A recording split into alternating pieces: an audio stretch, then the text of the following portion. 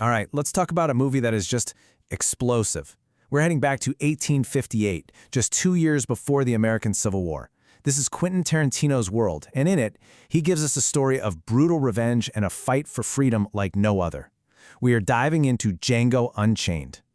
So our story kicks off in Texas, and right away we meet our hero, Django. And when we meet him, he's in chains. You can see he's been through absolute hell, unimaginable cruelty.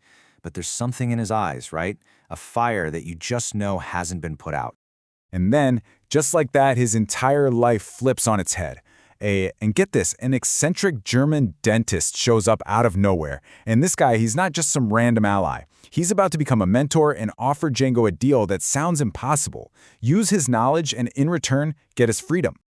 But you know, this partnership, it's really just the beginning of the story. See, for Django, it's not just about getting his own freedom. Oh no, his real goal is a rescue mission, a desperate quest to save the woman he loves, and he will tear down the world to do it. Okay, so let's get into this unlikely alliance. It all starts with Dr. King Schultz. And what a character. He's a German dentist who decided, you know what, I'm going to be a bounty hunter instead. Super cultured, loves a good chat, but man, don't let that fool you. He's got a deadly aim. So here's the setup. Schultz is on the hunt for these guys, the Brittle Brothers. The problem? He has no idea what they look like, but Django does. So the deal is put on the table, plain and simple. Help me find the Brittle Brothers, and you'll earn your freedom. Just like that. So you can see right here, it starts out as just pure business, right? A simple transaction. Schultz needs to find the Brittle Brothers, so he needs Django's knowledge. Django wants his freedom, so he needs a powerful ally like Schultz. It's a win-win, on paper. But what starts as just a deal, well, it's about to turn into a really powerful and totally unexpected bond. And this partnership, it just gets forged in gunfire, literally.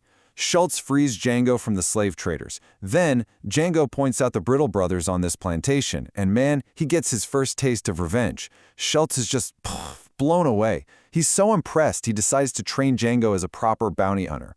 And through all this, they actually become friends. It's an incredible transformation to watch, from a man in chains to this skilled, confident partner. All right, so now Django's free. He's a skilled gunslinger.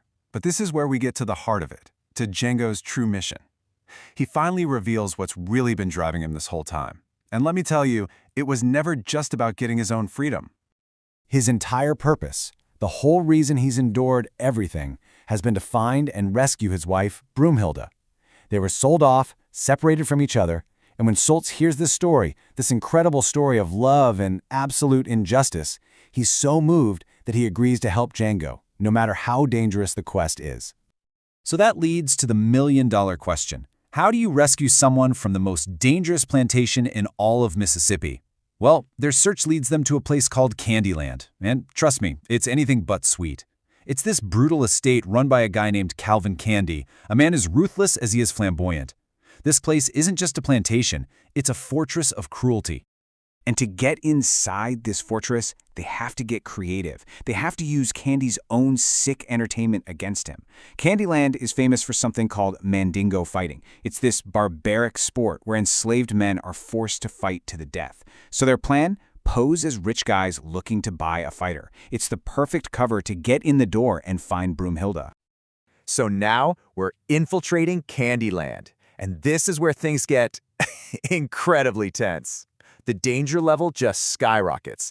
Think about it. They are walking straight into the lion's den, totally surrounded by enemies. One wrong move, one slip up, and they are dead. And almost immediately, they run into a huge problem. His name is Steven. He's Calvin Candie's head house slave, and he is sharp, loyal, and incredibly intimidating. From the second they arrive, Steven is suspicious. He sees Django, a black man acting free, with authority, and it just doesn't compute for him. He sees it as a threat to the entire system he helps run. So will everyone actually be fooled by this act? Well, Schultz manages to sneak away for a moment. He finds Broomhilda, has this incredibly emotional meeting with her, and gives her hope that they're here to rescue her. But the whole time, Steven is watching. His eyes are everywhere, and you just feel like their whole plan could fall apart at any second. The tension is just, you could cut it with a knife. And, well, it was bound to happen. The deception completely falls apart. Steven, being as clever as he is, figures it all out. He puts the pieces together and goes straight to Calvin Candie to reveal the truth. So yeah, the deception is revealed, and the entire vibe in Candie's dining room just explodes. That whole fake Southern hospitality thing, gone, ripped away in an instant. And what's left is this incredibly tense life-or-death situation. Candie has them right where he wants them, and he forces their hand. He knows he has all the power, and he names this outrageous, insane price for Broomhilda. This isn't a deal anymore. It's just straight-up extortion, and you can see he is loving every single second of their helplessness. But then comes the final insult. The deal is technically done, but Candie insists on a handshake to seal it. And this isn't about business etiquette.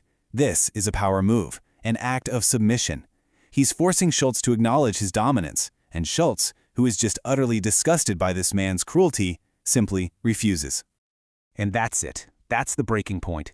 Pushed way too far by that final humiliation, Schultz just snaps. He makes a split-second decision, pulls out his gun, and shoots Candie dead. And he does it knowing, absolutely knowing, it's a death sentence for himself. And then all hell breaks loose. The gunfight erupts. In the middle of all that chaos, Schultz is killed. Django fights like a demon, but he's massively outnumbered. He puts up one heck of a fight, but in the end, he's captured. So, let's talk about freedom and revenge, because at this point, it looks like a total tragic failure, right?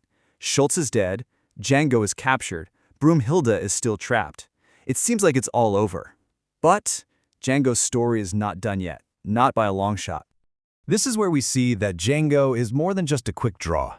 He uses everything Schultz taught him, that wit, that cunning. He cooks up this brilliant story, convinces his captors he's a valuable bounty hunter they need. He gets them to unchain him to help track a target. And the second he gets his chance, boom! He turns the tables, gets his weapons, and takes them all out. A truly clever escape. And then, the old world burns. Django returns to Candyland, but this time he's a one-man army on a mission of pure vengeance. He frees Broomhilda. He has one final epic confrontation with Steven. And then, using dynamite he'd stashed away, he blows the entire plantation sky high. So, revenge is served. As Django and Broomhilda ride off into the night finally free, we see Candyland burning behind them.